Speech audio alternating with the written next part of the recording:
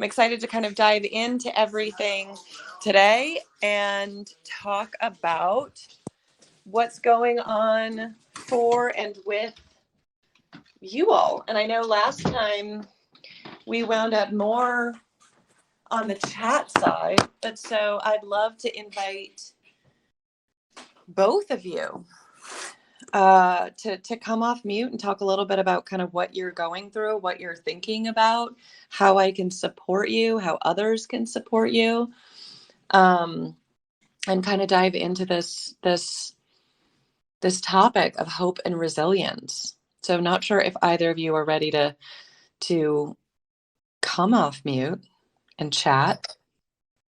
I know that, and I think it was your last session, unless there was one in between then and now. But the way you word things was just so relatable and raw and real.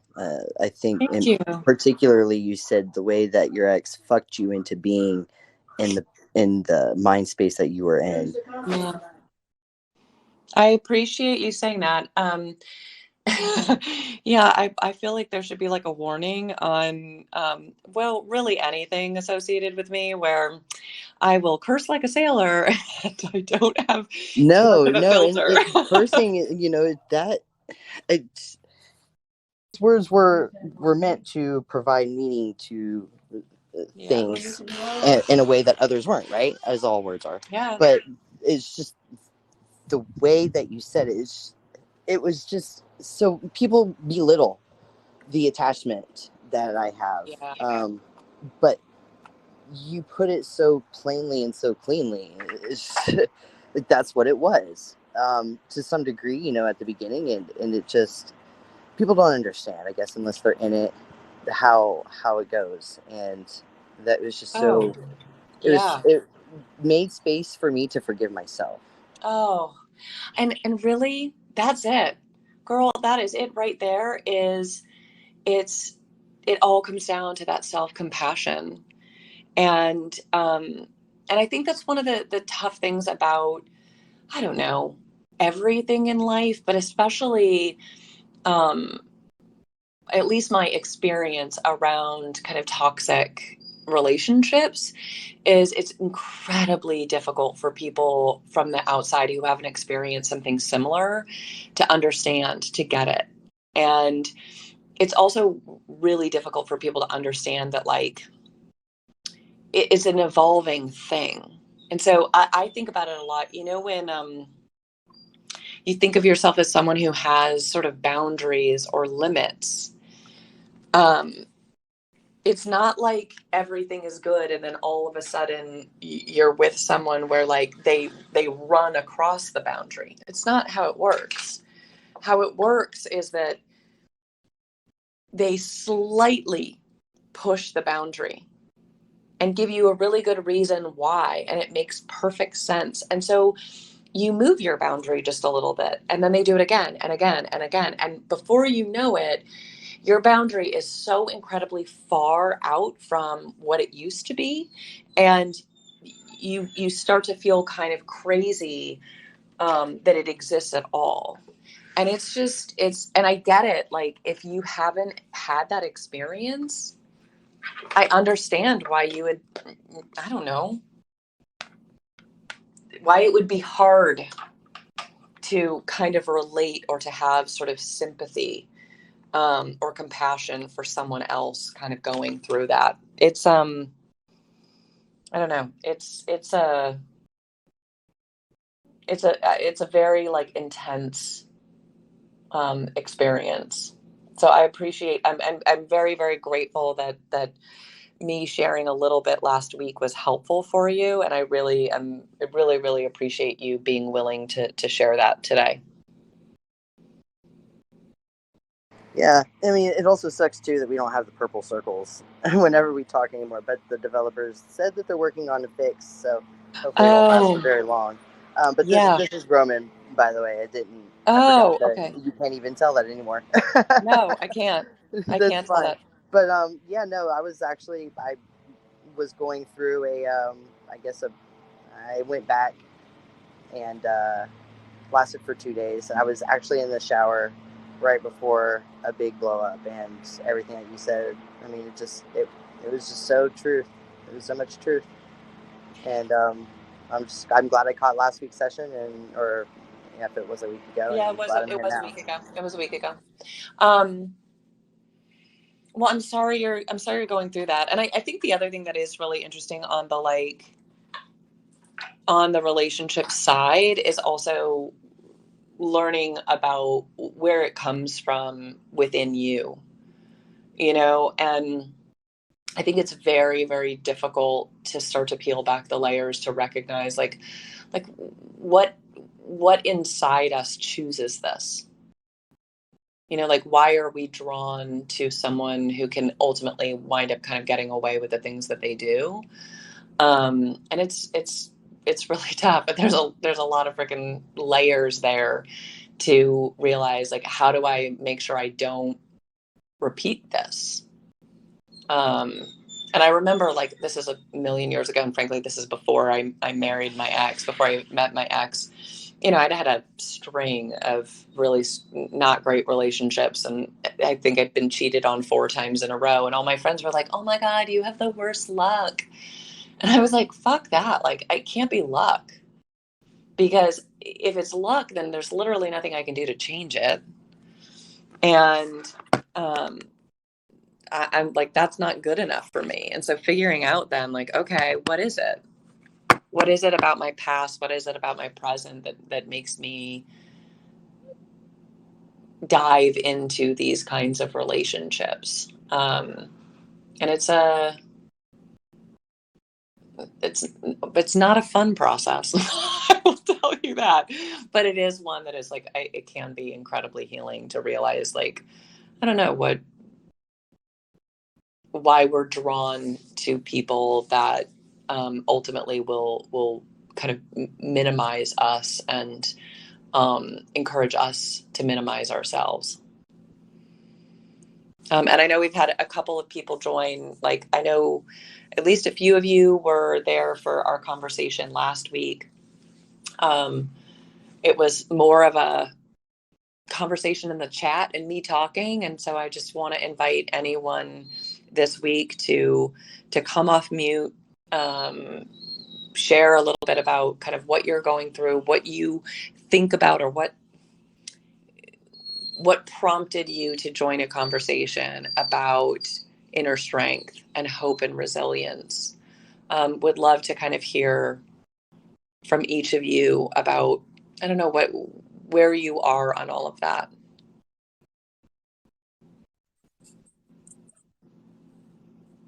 Yes. Jane, am I saying your name right, Jane?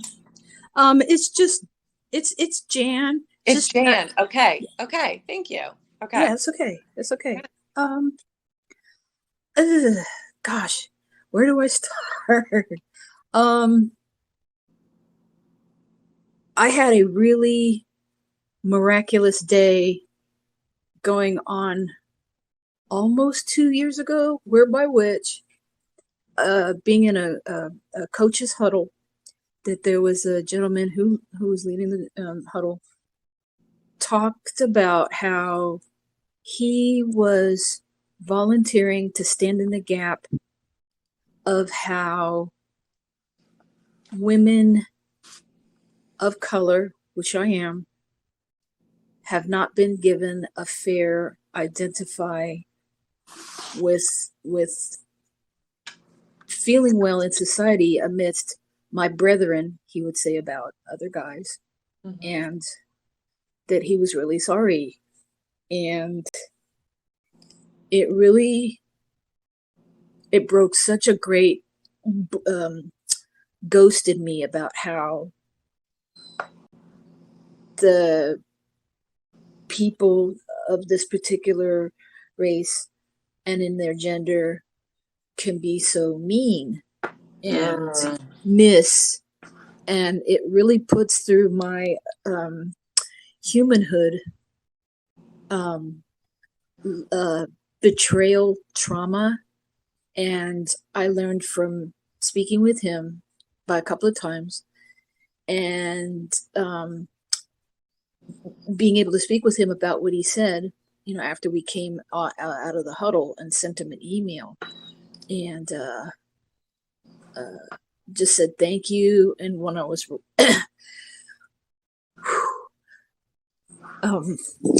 when I was writing him, I was crying my ass off, because it was the first time in my life that somebody, I can't even get through this.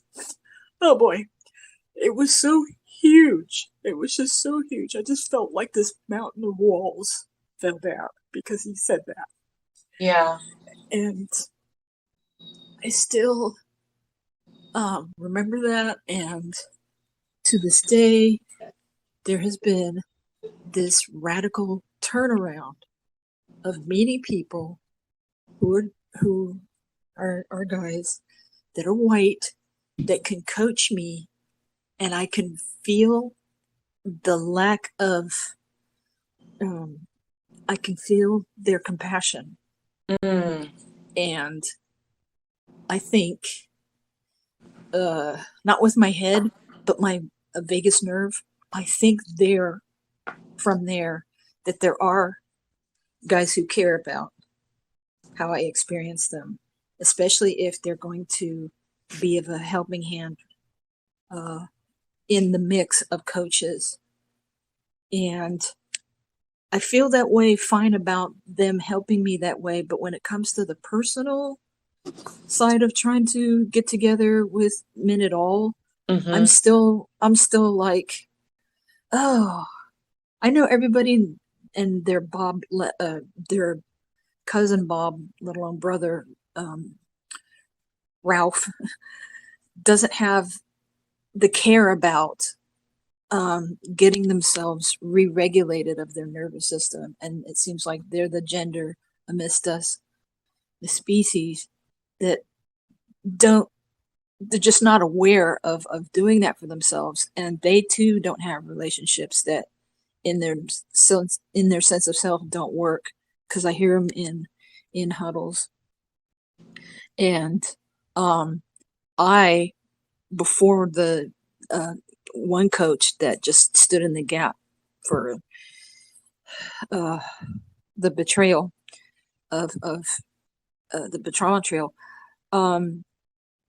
I didn't know how to have worthwhile relationships, and I'm trying to be ready for the one that does. I feel better from that moment on, better than I ever had. It's turned into, I feel, how I work with money. And I don't mean to take up all kinds of time explaining. No. Yeah. Yeah. When working with money, because I'm being enterprising on my own, and it's very lonely. With people, I know that there's folks out there, working their grind with the business, but just all the focus of a drive of making money, and there's this forgetfulness of, well, what about the interpersonal that has to go with you too? I don't say that overtly out yet in a group, but I know that affects me with how I can feel about people, especially guys, and some of them becoming clients. And going forward, I want to feel well that they can, and that they will care about getting themselves re-regulated of their nervous system and feeling better about showing up out in the world, let alone in a room. And I know that they exist because, yeah. Sorry. That was it. No, yeah.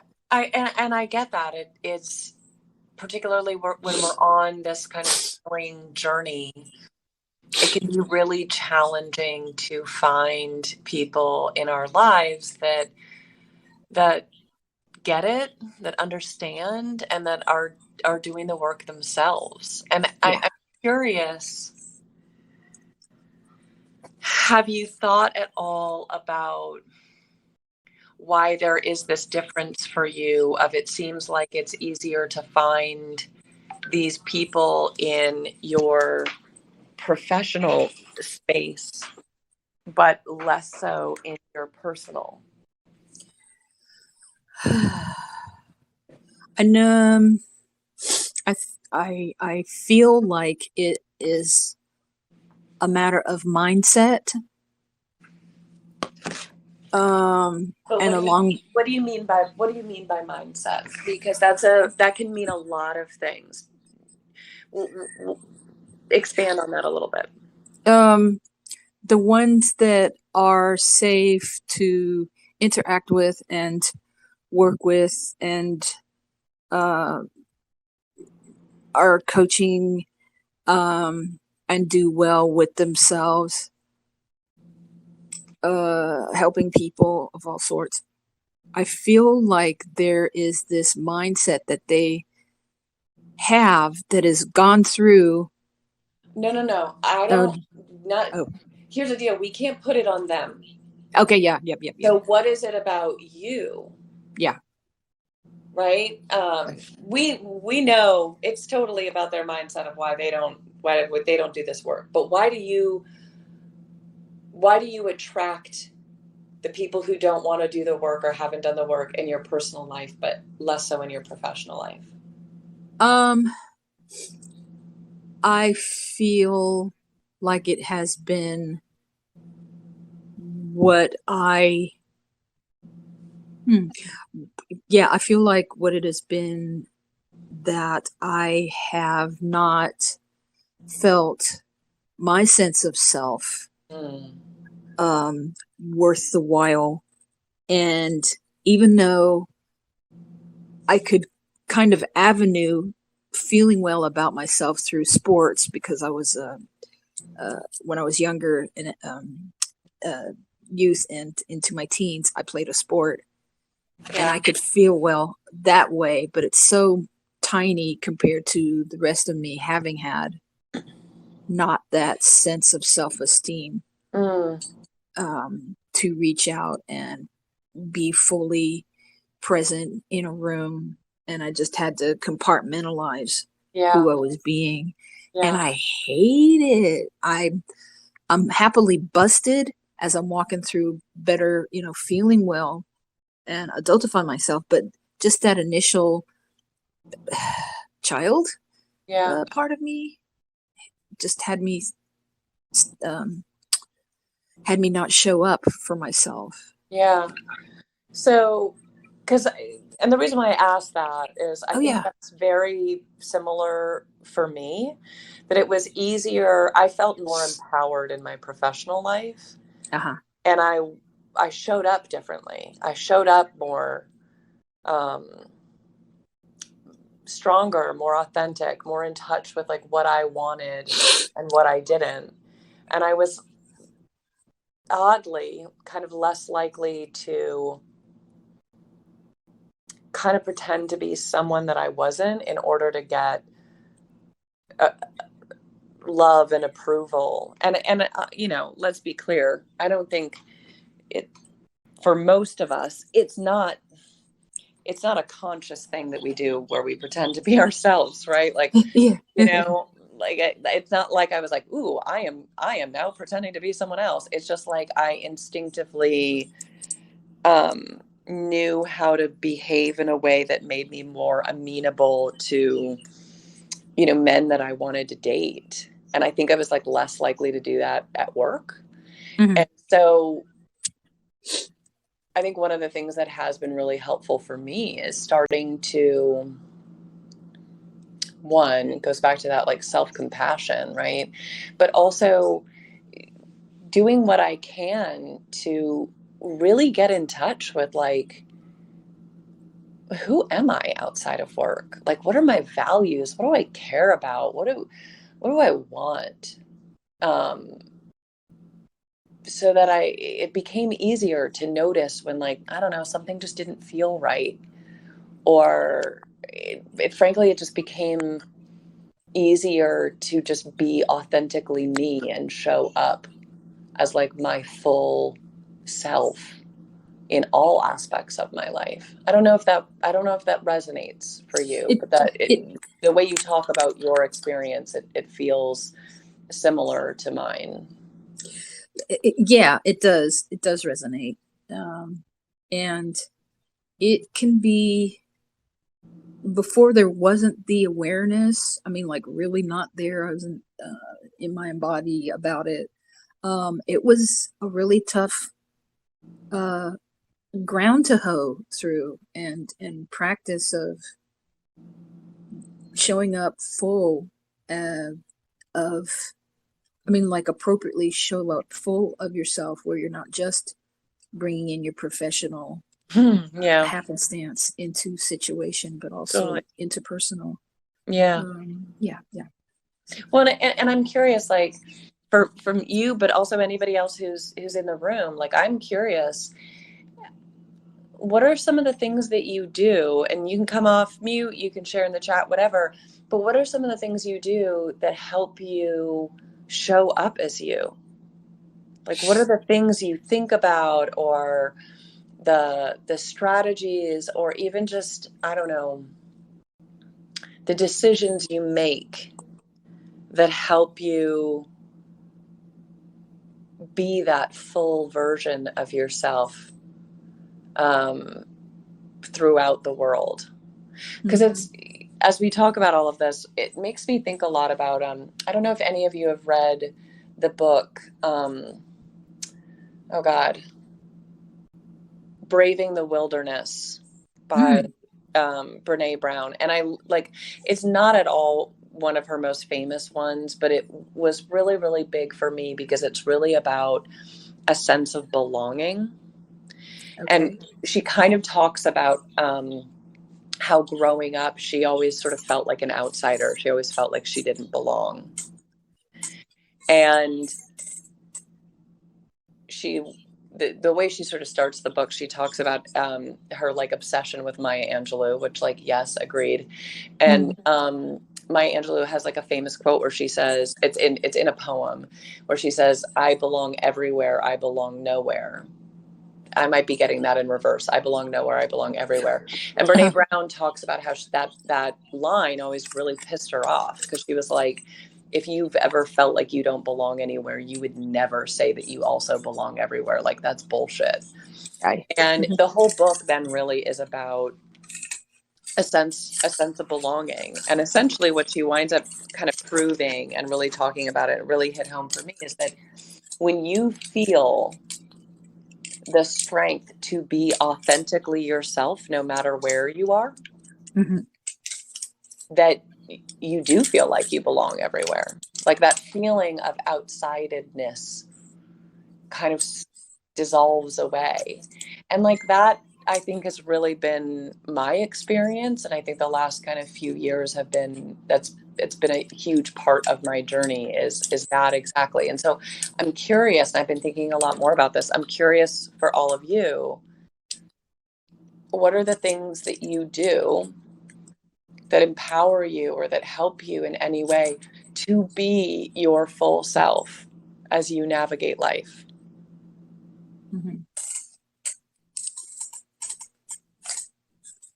Not sure if anyone has something to add.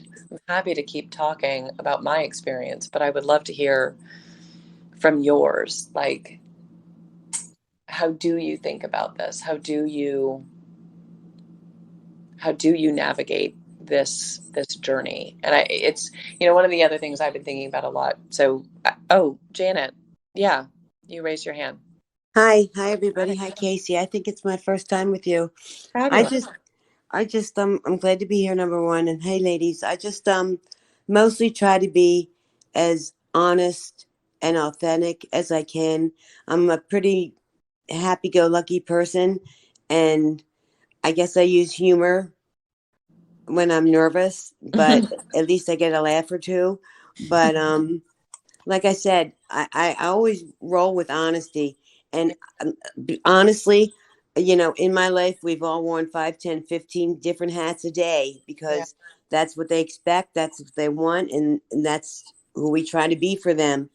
But I'm learning that if I just try to be me and be honest, and if you don't want the honesty coming from my mouth, then freaking don't me the question. Yeah. You know, Amen. Right. Amen. you Yeah. know, do I like your haircut? Well, do you like your haircut? That's the best I can do. You know what I'm Yes. saying? Yeah. But other than that, you know, I'm trying to learn to be kinder and softer and not so blunt like my mother was. And Yeah. that's all I can add. Thanks for listening.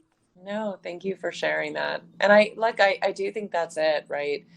You know, how do we be honest? But I think what's really interesting for me is that I think a big part of my kind of journey towards authenticity was it wasn't that I wasn't honest. I think I was just really good at not at like ignoring myself. Like I was not in touch with my instincts and what I really wanted. And it took some time for me to peel back those layers of lots of, I don't know, training and conditioning of growing up in America, um, to be able to really know what I wanted, what I needed, you know, how I felt about things. I'd spent so long, I think, focusing on others that I didn't even know, really. Yep. I so agree.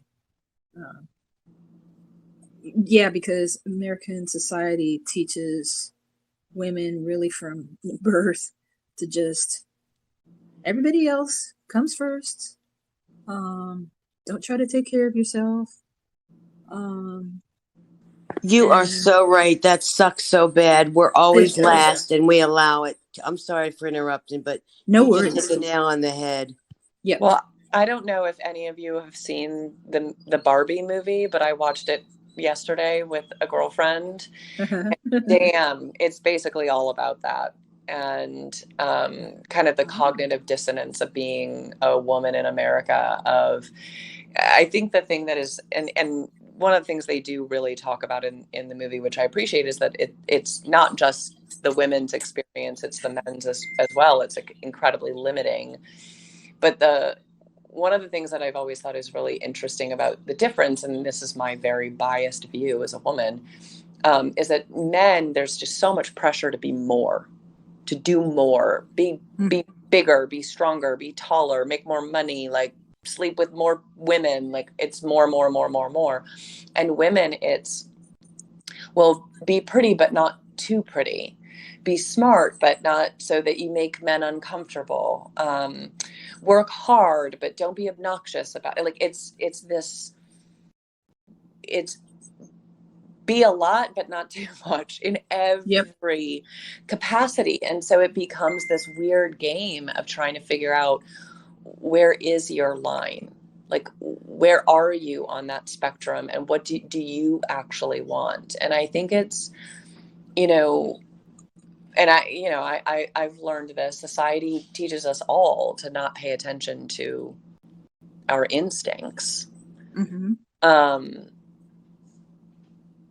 Yes. And, you know, I mean, this is, I guess, the benefit of us living longer. I have so many friends that, and myself included, I think I kind of had a midlife crisis in my late 30s. And I've had multiple friends, anywhere from late 30s to like early to mid 50s, that basically go through this crisis of like, what am I doing? Mm-hmm. Like, I'm not living the way that I want. I'm not showing up in the way that feels right for me. Like it's time for like a reinvention. And it's kind of beautiful that we get to do that, but it's not easy. Yeah. Very tough on the nerves in spaces. Yeah. Yeah. And you know, I am curious from each of you, like, I don't know, as you go through all of this, and especially the theme of this conversation, right? Like building that inner strength. What are some of the things that, I don't know, the big ahas you've had, or the challenges that you're dealing with now? Yeah. Still still asking for help and can trust that I will get that I can not only get through it, but that I really do get heard. It's Yeah. still a new muscle within me. And Tough one. yeah. But I just keep up with the stamina and go back to those foundatives of when I played fast hand under pitch softball as a young person. Yeah. To feel through it and really with the feelings out first, then engage my my intellect and move through things and slow down, because I can tend to go so fast because I've been so impatient for so long. And yeah. Well, it's also, you've already shared you're an entrepreneur. It's a very, very common entrepreneurial trait that we can be addicted to busyness, because when we're really busy, that makes it really easy for us to avoid feeling our feelings and peeling back those layers, right? And yes, you're not alone in that. I think that's a common one, right? And moving quickly, it makes it easier for us to not listen to what that inner wisdom, what that inner voice is trying to tell us. yes. Yeah. Lily, I see your hand raised, and Carla, will get to you after. So Lily, tell us, what are you going through? I'm just sorry, to build my inner strength. I've been trying really hard to be self-compassionate, and I know it's just such an easy thing to say. It's so much harder to do. It is. It really is. and I'm still trying to just. What I do is I journal, and then I say positive affirmations, but it's still a struggle. It's all new to me, and if something happens, I blame myself, even though, to be honest, it doesn't have much to do with me. Somehow I still put the blame on me. I think it's a thing of habit. Oh yeah, it is. We were trained to do this. It's years. Yes, and I don't know where it came from either. I mean, like, I'll give you an example. This is just hypothetical, okay? Yeah. But if I see a kid fall and they're crying, it's not my kid, but I feel so bad for that kid. I think it's my fault. Like, I'm that closest adult. Like, I should be around to have catch that. Like those kind of things. It's like, no, not really. It just, things just happen. Things just happen. Well, and I think, look, I mean, most of us, we learned it in our youth. So I know for me, I love my parents, but my mother had this approach where she really thought that if she gave us the harsh truth, it would help us solve a problem or fix a situation before other people could criticize us or be mean to us or, whatever. And so she thought that was her way of helping, but it was mean. It was really freaking mean. Mm-hmm. And, and there's other things, but often, when we have that tendency, like we learned it as a child. So it might be helpful to, I don't know, plumb the depths and think about where that came from. But one thing I will tell you that has really, really helped me. So there's an exercise that I love doing. It's called Chart Your Vision. And it's basically this is like one of my favorite, like, kind of catch-all exercises, because it's really good for like goal setting and like, I don't know, making progress in life, but it's also really, really good at helping with the self-compassion thing. And it's basically, you sit down and you write a short story. And the short story is a day in your life in 10 years. and imagine like all the things that future you has achieved, the life that she is living, like the house she lives in, who she spends her time with, the work she does, what does she look like, what does she wear, what does she eat, and you go into a ton of detail about that day, and in particular like how it feels to be that version of you. And then you will have this like really clear sense of that version of you. And every time you're in a tough situation, or you have to make a decision, or you're being kind of mean to yourself, have future you be your coach. What would she tell you?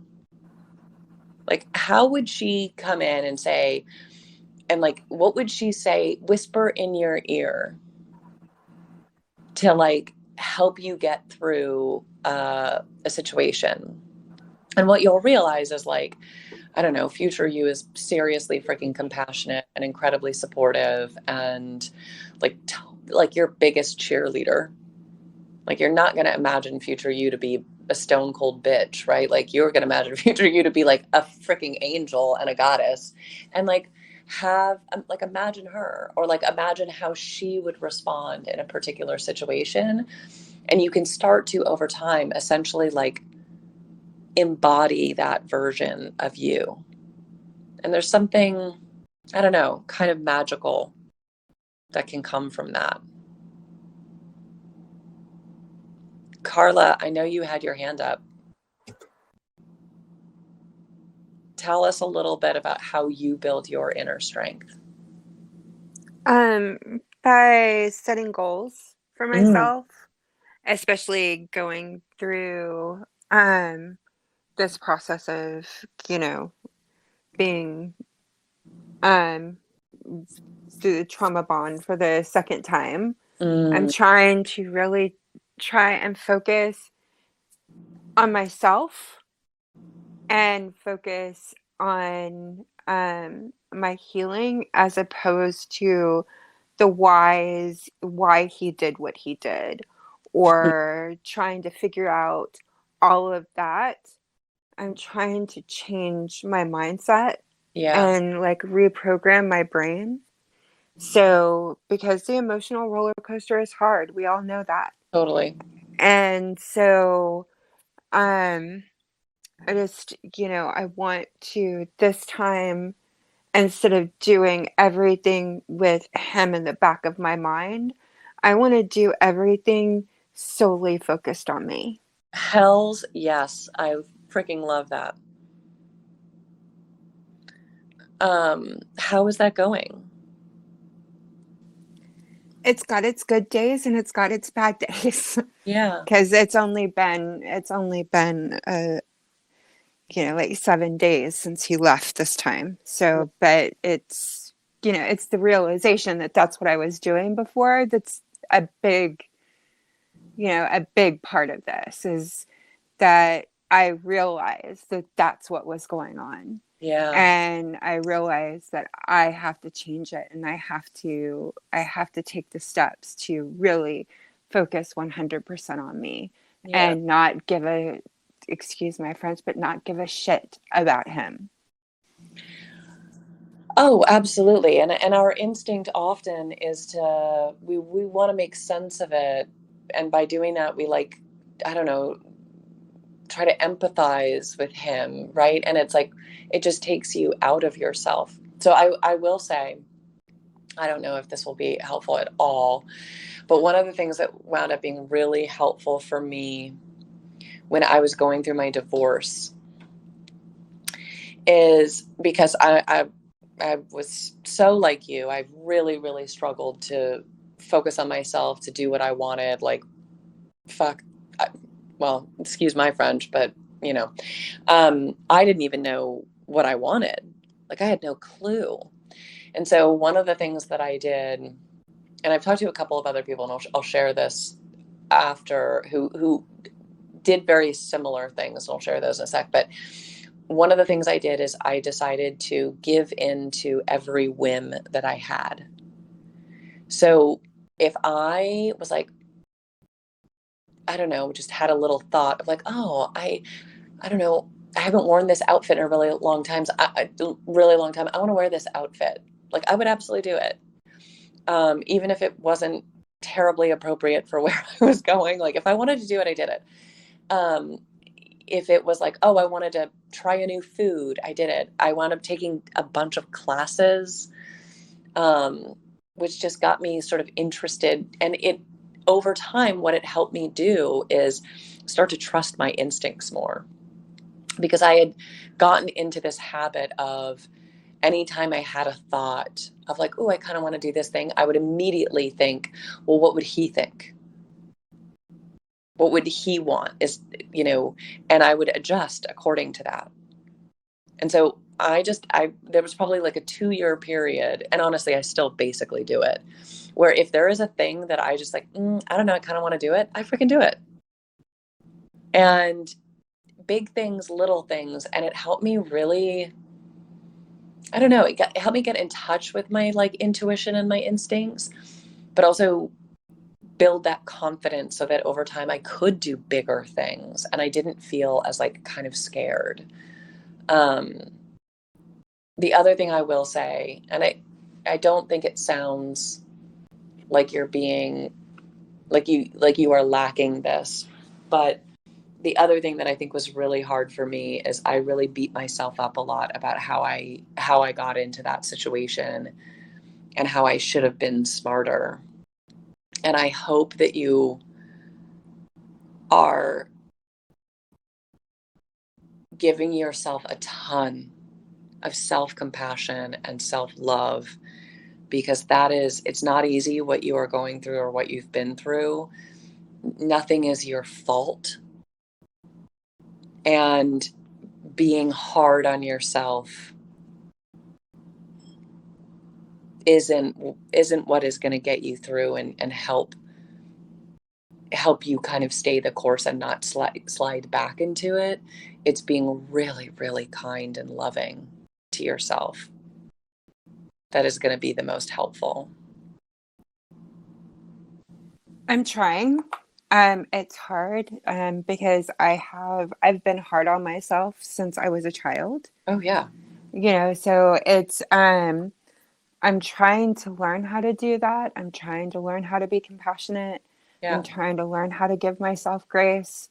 I'm trying to learn how not to beat myself up and not expect perfection. Yeah. But I know realistically that is not something that I am going to be able to change overnight. Oh, yeah. It's going to take a lot of time. Yeah. Because that's something that has been going on for over 40 years. Yeah. So I've just got to have a realistic view of it. And that was another thing that was going on before, was that I was trying to do so much at once that I wasn't trying to speed this recovery process. Yep. That I wasn't making any headway at all. Yeah. I wasn't focusing on one thing. I was focusing on so many things that I wasn't going anywhere. And just trying, because I wanted the pain to stop so bad. Yeah. That is, man, I have been there, and it's not easy. And it is a process. But also know that like the fact that you are so aware and the fact that you are kind of committed to this work, it is truly like amazing how much progress you can make in just kind of a few months, where you start to, I don't know, just maybe not be kind to yourself in every moment, but catch yourself a little bit faster. Find some ways to be just a little bit more supportive. And it really, yes, have the patience, but also know like a little extra compassion, a little extra love, like it can feel like a sea change. It really can. And so it sounds very much like you're on the right path.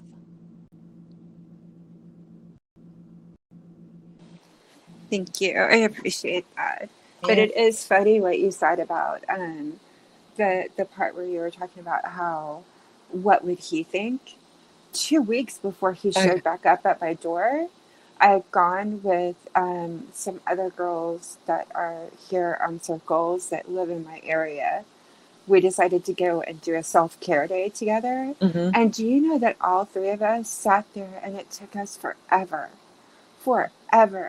to pick out the nail polish color that we wanted, because all three of us were sitting there going, I want this color, but he wouldn't like it. Yeah. And then we had to rethink and say, it doesn't matter what he likes. Yeah. He's not here. But we were all three doing it. And it's just crazy.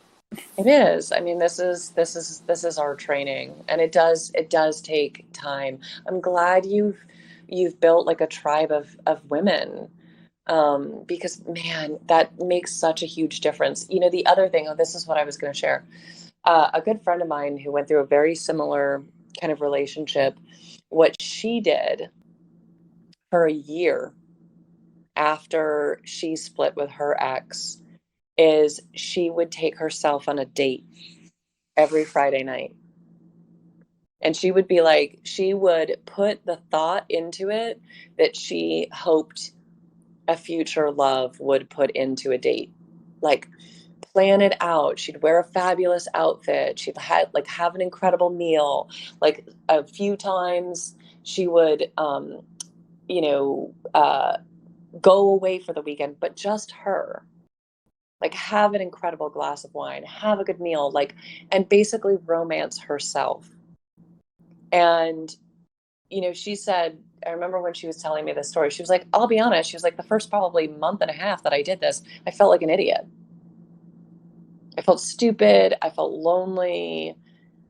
And she was like, but I kept doing it. And eventually she started to feel like amazing. And she said that when she started dating again, and she went on a few different dates, and she could tell really quickly where she was like, no, like I put more effort into my dates with me than he did. Not good enough.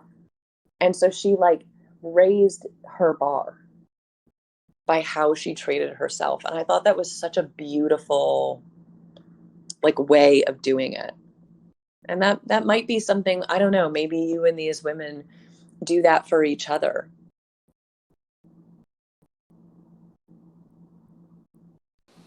I agree, and I'd run with that. Yeah. Yeah, it sounds good. I mean, sounds pretty fun to me. Lily, I know you had your hand up a little while ago. Did you want to come share again? I think it's something you said, and then I had a thought, but I think what I was gonna say is the hardest part about resilience for me is the constant when I do this, when I get triggered and I think back of, why didn't you see those red flags? If only you could have done that and changed this part, you wouldn't be in this mess in the first place, and blah blah blah, yada yada yada. And then it makes it harder to just I guess I wouldn't even say move on, is just give yourself that hope or resilience to continue, if that makes any sense. Yeah, that's something I struggle with a lot. Common. I think that's really common, right? Like, trying to go back through our past and think of how we could do it differently, but the problem is then we get stuck back there. Yeah, and I don't know how many people do that. I know I definitely do. I struggle with it a lot, and I don't know how to stop, because I know I can't turn back time. So, but why do we do this? We do it because we're trying to make sense of it. And we're trying not to repeat it. And we do it because it's a comfortable feeling. I mean, it doesn't feel comfortable, but it's comfortable because it's familiar. But I will say, one of the reasons why I think a lot about this connection between hope and resilience, if you do some of the research into like, okay, how do you cultivate hope, right? One of the things they talk about is focusing on what you can control. And P.S., we can't control our past, and we can't control our future either. So instead, can you start thinking about what are the things you can do today in this moment that make you feel just a little bit better than you felt yesterday or even 5 minutes ago, right? What I think is really interesting is like, oftentimes when we try to inspire hope in someone, we encourage them to think about the future, like off in the distance, but it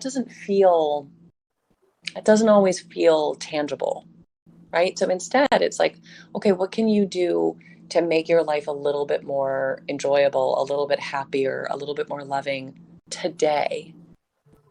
And start to focus on what is right in front of you.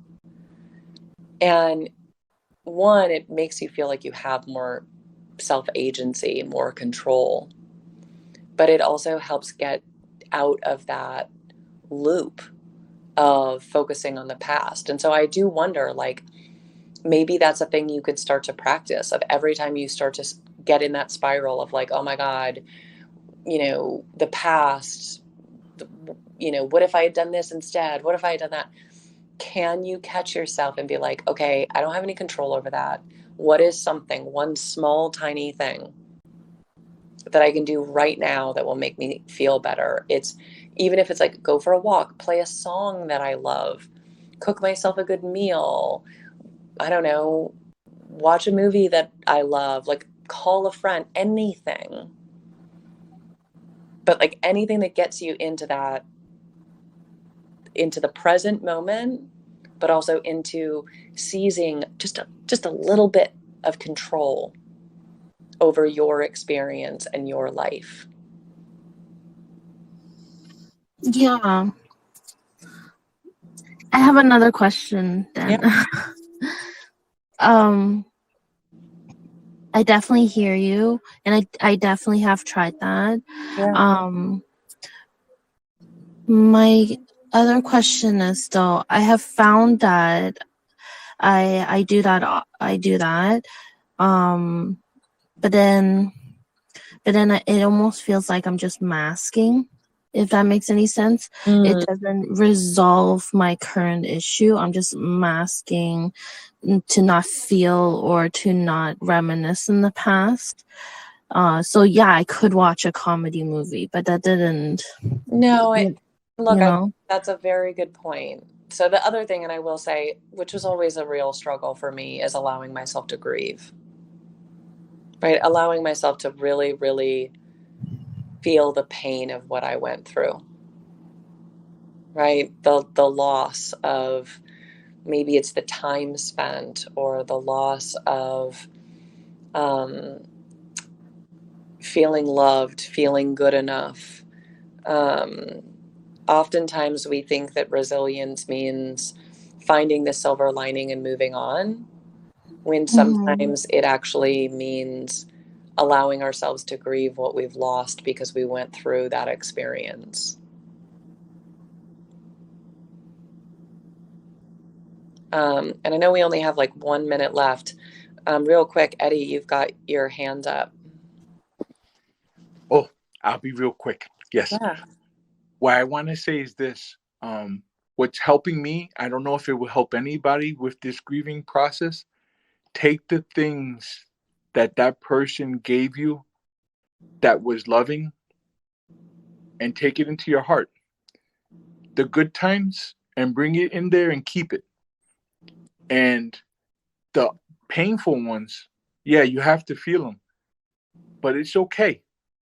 Because now what I'm doing is all the good times, which there were so many I was blessed for, I'm very appreciative of that. And that's helping me let go. is helping people. That's Because beautiful. I felt I was loved. I really do felt I was loved. That was my little thing for today. No, I appreciate that, Eddie. I think that's a beautiful sentiment and a lovely thought to kind of close on. Real quick, I appreciate everybody for joining. We're going to do this next week at the same time, so would love to see you. Please, if this was enjoyable, if you got something out of this, follow me, join next week. Feel free to send me a DM if there's any way that I can support you. And I'm honored to be in this space with you and excited to kind of keep the conversation going. So hopefully I will see your little faces and hear your voices next week. Thank you so much. Real quick, which Brene Brown book were you referring to earlier? Oh, it's Braving the Wilderness.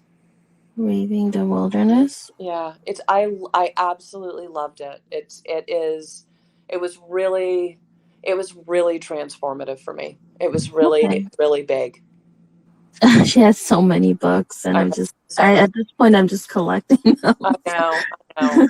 Like I know. I mean, we were talking about Atlas of the Heart last week. Yes, I just bought that one and I started reading it. I really like it. Really good. I think it's really good. I mean, all of her stuff is so good. But Braving the Wilderness, the other thing that's really interesting about it, because it's about belonging, Mm-hmm. she also touches on kind of why our country is so divided and what is so dangerous about it. But she, of course, talks about it in this very like loving way, and it's a beautiful book, and it was very I don't know, it was pivotal for me in my healing journey. Okay. All right. Well, just another purchase. Yeah. Thank you. Okay. Well, thank you so much. Thank you. I'm going to try your Future Me method. I really like that one. It's a powerful one. Let me know how it goes. Okay. All right. I will. I'll see you next week. Bye. Thank you. Bye. Bye. Bye.